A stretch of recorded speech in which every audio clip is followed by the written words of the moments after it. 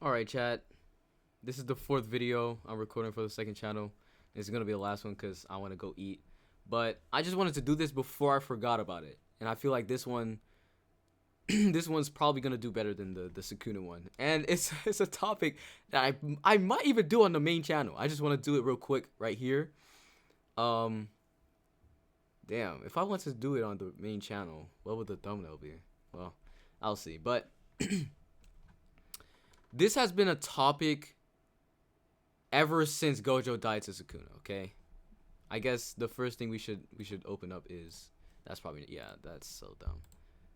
That's the one thing I hate about this website. Also the quality of the stuff. But anyways, ever since Gojo died, there's always been a topic about how it's BS and all this stuff.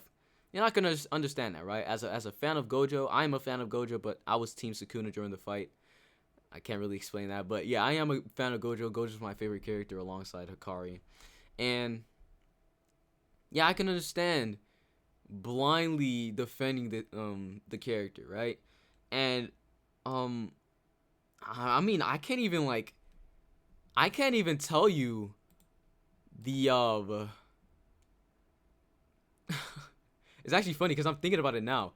I can't even tell you the difference between the conversation about this before and after the interview from Gege came out. Let's see, which one should I look up?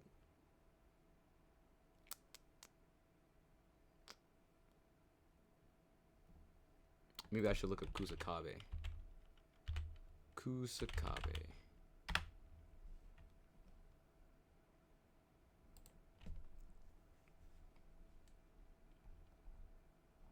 Yeah, right here. Well, I had it freaking bookmarked.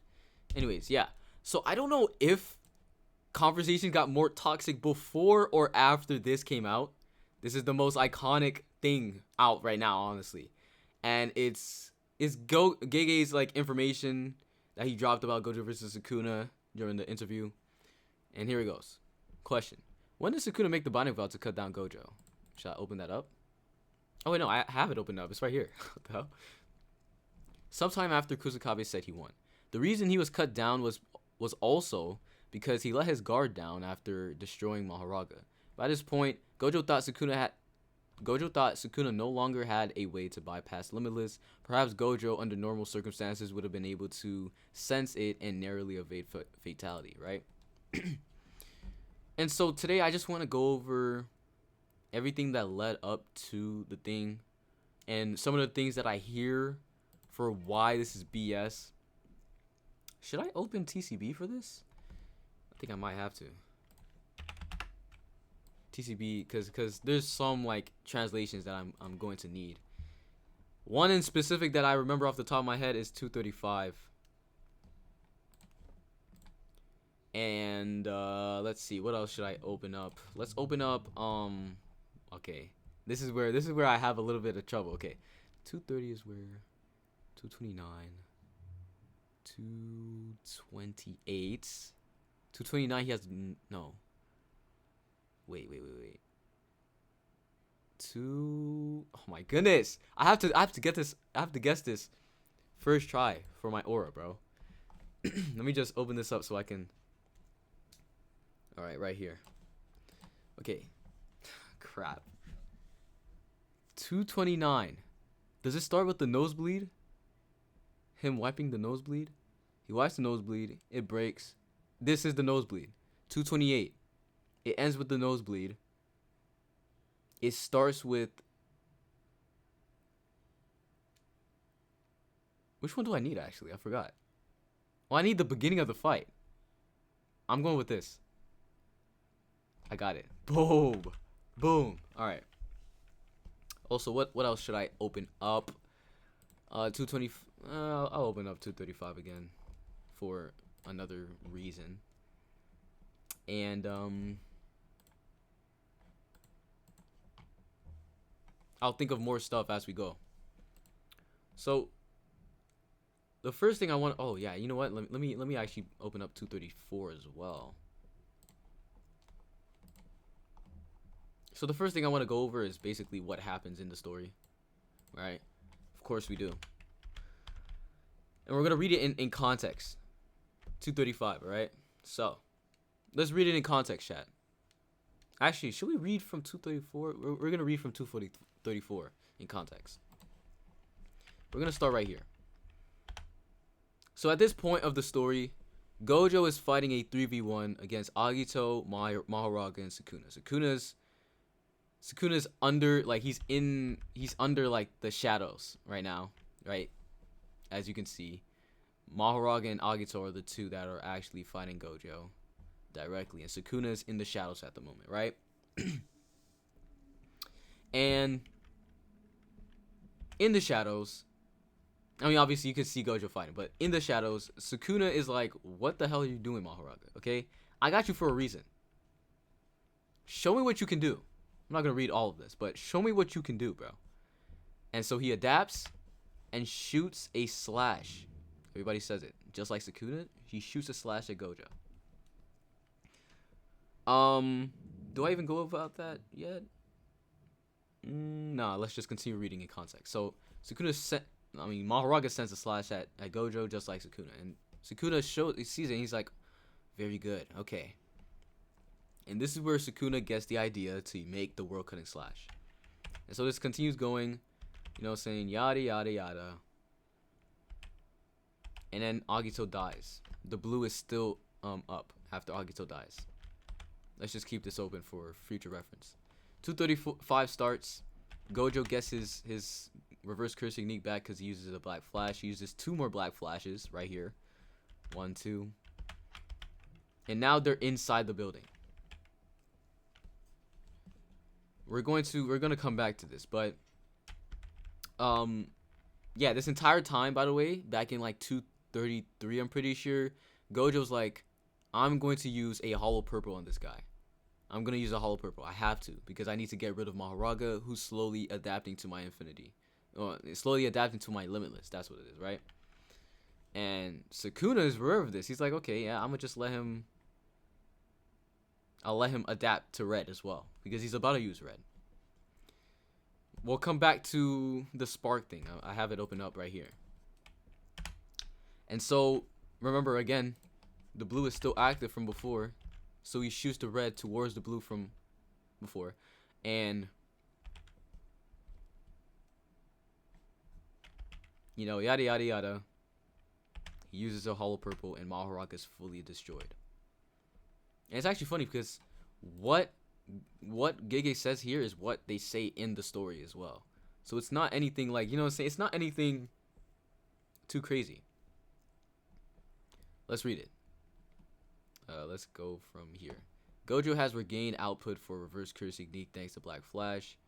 While Sukuna can't heal rapidly, lost Mahoraga and has sustained enough damage that he can't even fight empty-handed with amplification.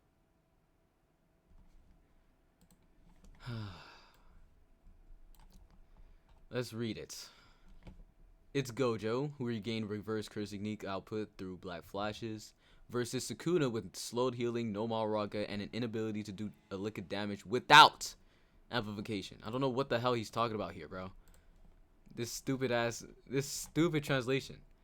What he's saying is that it's Gojo with regained reverse curse technique output through Black Flashes versus Sukuna, who has no Mahoraga, has slow RCT, and he can't do anything if he doesn't use domain amplification. That's everyone's thoughts. Because the entire point, I'm gonna pull this up because let me pull this up over here. Because the entire point is that everybody thinks that Sukuna cannot do anything without Mahoraga. They think Mahoraga is there to do it for Sukuna. That's the entire point. And we know that that Gojo thought the same, right? Outside of Kusakabe saying it, and this being basically everybody's, you know, thought process at the moment. We see it here.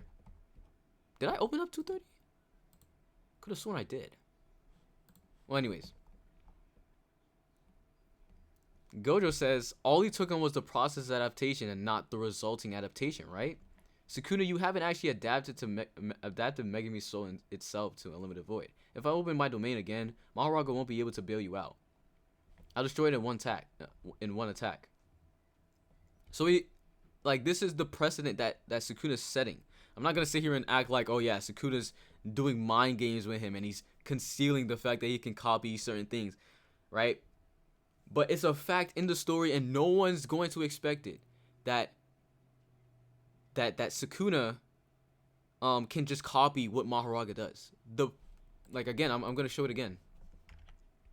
This happens, and Sukuna's the only one on the battlefield. Sukuna's the only one out of everyone who knows that he can copy Mahoraga. In Gojo's mind, oh, Mahoraga has the ability to do that? What the heck? I gotta get rid of him. In their mind, oh my gosh, he has the ability to do that? He has to get rid of him. In Sukuna's mind, he has the ability to do that. Okay, let me make my own version of it. The precedent is set. It's set from here. Gojo's like, okay, Mahoraga is the one who gets the ability from the adaptation, right? And all you can do is shoulder the adaptation, right? Okay then. The precedent is set. And so, like it says here, Gojo lets his guard down. Why would he expect Sukuna to have a slash that cuts through his infinity? There is no precedent for it. There isn't. And at the same time, again, like, another reason for that is the fact that, like, can you imagine, bro, like, okay, guys, I need you guys to imagine how crazy this is. Sukuna sent a slash that cut through his infinity and targeted the world itself without any requirements. That would take anyone off guard. That would catch anyone off guard. Because what do you mean you sent a slash that literally targets the world and you don't even have to do any chants or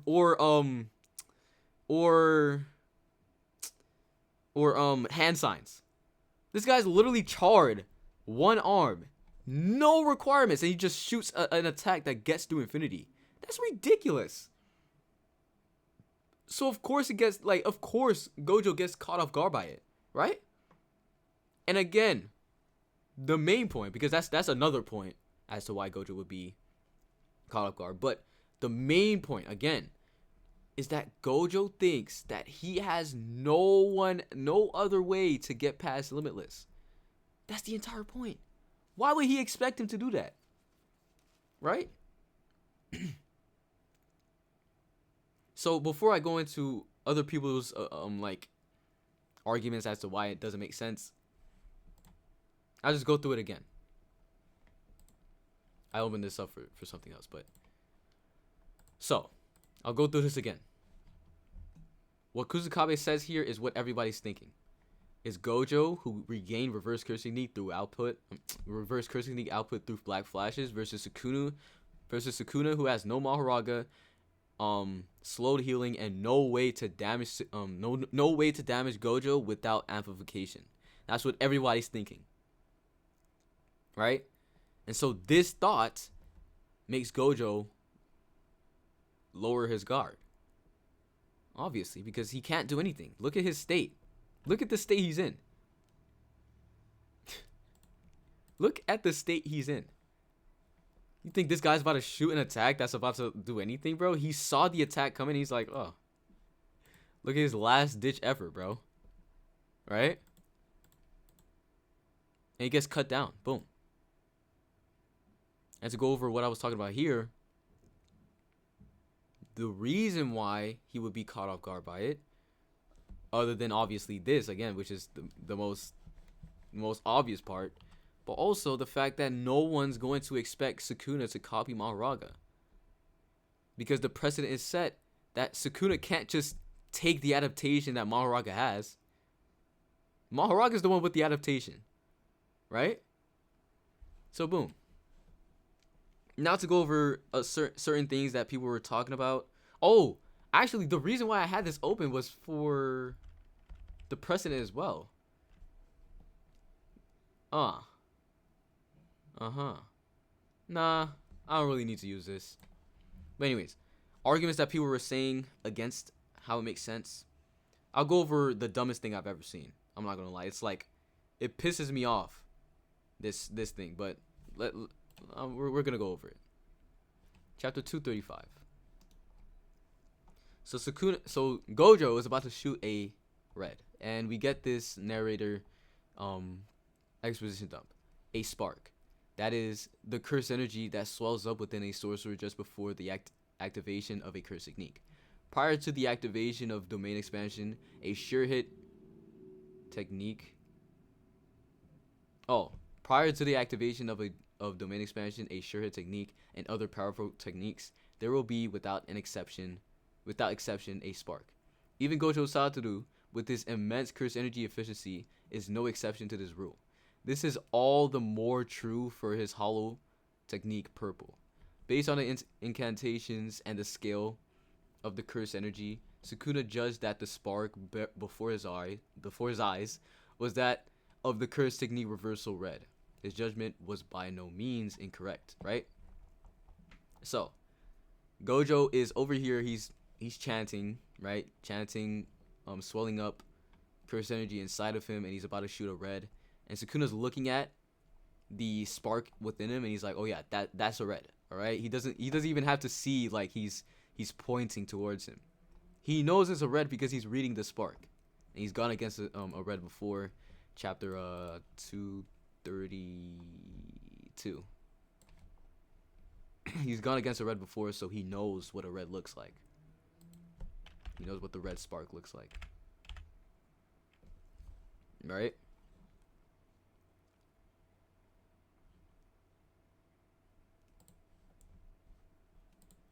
So, anyways, what was I saying? Yeah, he knows what a red spark looks like. And so, people were saying that... Oh man, it's so bizarre to me, bro. There's two different things people say about this. Both are stupid, but we'll go over them. First is regarding his binding vow. To put this into, I'm not rereading this because I reread this in a video that I've dropped earlier today. Basically, what this is saying is that this Sukuna couldn't use the Emerson hand sign, which is the hand sign he does for domain expansion. You guys know that hand sign, right? He can't do it because he has only one arm. And so he used a binding vow to shoot road cutting slash without any requirements. The requirement was to use Emerson, but he can't do that, right? So he shoots road cutting slash, and in return, going forward, he would have to chant, do the hand signs, and point to the person that he's using it against, right? Or point to where it's supposed to go. That's what it is, right? And so the first thing that people were saying, which is really dumb, is that this binding vow got rid of the spark. The reason why people say that that's what happened is because Gojo would have saw it coming and he would have dodged. Again, that's not true. It's just not true, okay? Right? There's no precedent for that. Actually, I pulled that up. Yeah. What I pulled up earlier, I could have used. Hold on. What I pulled up earlier, I could have used. What chapter was it? I thought I was, like, right here, right? Sukuna shoots a dismantle at him, and he's not dodging it. He thinks it's going after him, because this is his reaction to it, and then he's like, oh, it actually hit the building instead, and he has to look back. I don't know why people argue against that. Clearly, he can't see the freaking dismantle. It's coming after him. I mean, he thinks he's coming after him. That's why he reacts like this. And then he sees it actually hits the building, so he's like, oh, right? But yeah, this is the president set right here. He's not freaking dodging it. He's like, oh, it's coming after me. He's literally just standing there. Obviously, it's not about it's about to be stopped by his infinity anyways. That's the entire point, right? An attack is coming after him, bro. He's not going to freaking dodge it for no reason, bro. He has infinity in front of him. So, yeah, that's just not true. There was obviously, like, man, do I even have to go through it? I'm not going through it, bro. It's just really self-explanatory. I think this was just this is all I have to use. But if, you know what, I should go over some more, because people in the comments are gonna disagree. Chapter 234 actually. Yeah, we'll just go over this one. It's 233 and 234, but I'll go over 234 just to like hammer in what happens in 233. So Mahoraga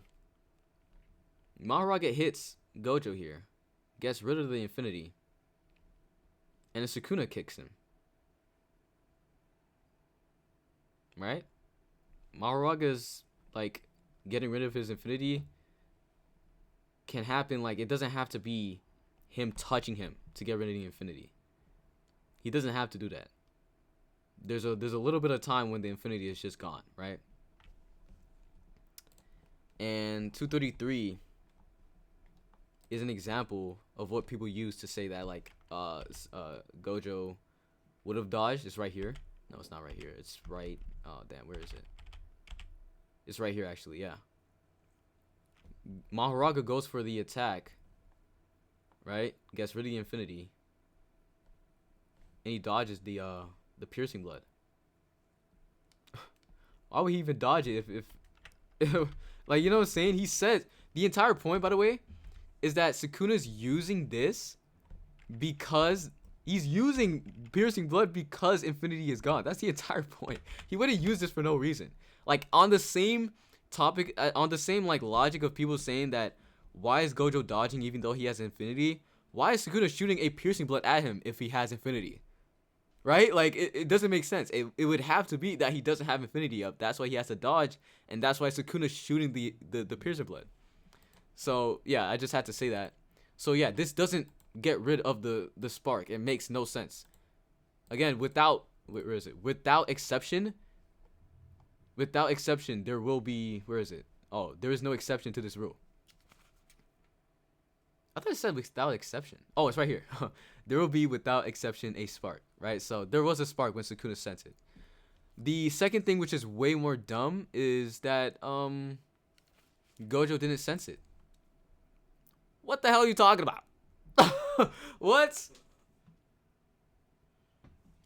Real people who can vote, by the way, were saying that Gojo didn't sense it at all.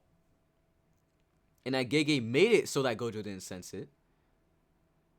And Gege's writing was just inconsistent. And so Gojo didn't sense it.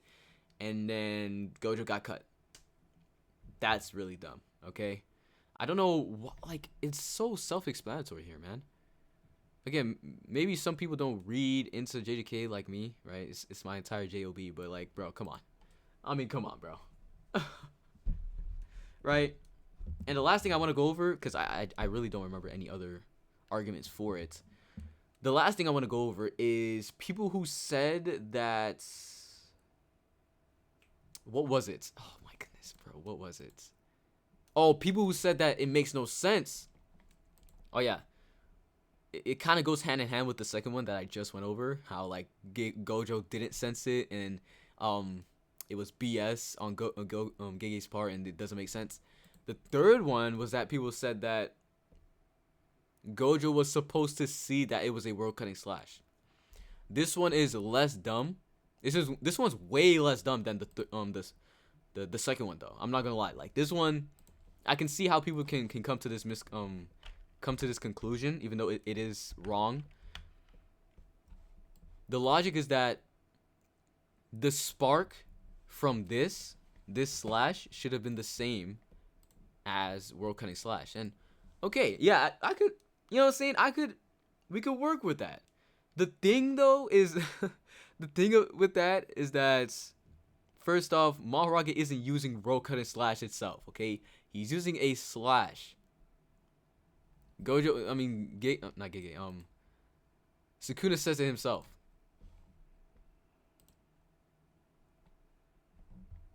Sukuna says it himself. He used a model. What Mahoraga did here was a model for what he was going to use with his own technique. He's not using Shrine. Mahoraga doesn't have Shrine. Right? He doesn't have Shrine. But he uses a projectile slash at Gojo. It's not Shrine. So there is no like precedent. There's no reason to believe that the spark for Shrine, a Shrine World Cutting Slash, would be the same as an adaptation projectile slash from Mahoraga. Again, I can understand the misinformation. What's the word I was looking for earlier? I keep saying misunderstanding. That's the word. I can understand the misunderstanding, right? But it's just not the same, right? Mahoraga doesn't have Shrine. All right? Sukuna can see that this is a red because he's gone against a red before. He's seen the chance, and he's seen the exact same swell of curse energy.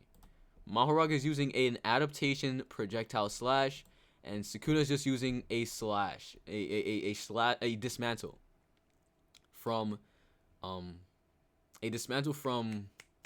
what? Shrine. And he used it against Gojo, and Gojo died, right? Overall, there is no reason for Gojo to believe a slash coming at him is going to get through his infinity. We've already seen Gojo just not dodge a slash when it's coming after him because he knows it's not going to get through. At this point, he thinks Gojo cannot do anything to get through infinity. So it's just proof of what I'm saying more. I'm just adding these to, hammer in the point of why it makes sense in the story. There's also, everything I'm saying is just is kind of roundabout because again, all it is Gojo thought Sukuna no longer had a way to bypass infinity. That's just it. Everything I'm saying is just roundabout. It's just extra stuff to add on to why it makes sense in the story. But at the end of the day, it's just this. Okay? He sees a slash coming at him. He does not think it's gonna get through infinity. It's just that. That's it. That's it. You know what I'm saying, bro? Like, that's it, bro. He does not think that a slash is going to get through infinity. He doesn't think that Sukuna can take Mahoraga's adaptation. He doesn't dodge Shrine because he has infinity. Sukuna's slash isn't the same as this. Sukuna did have a spark. He did see the slash coming, but he didn't dodge it. Alright, so I think that's it. I don't remember any other, interpretations or arguments against how it makes sense in the story. You guys can let me know your thoughts in the comments, though. Make sure to like and subscribe. I'll catch you on the next one.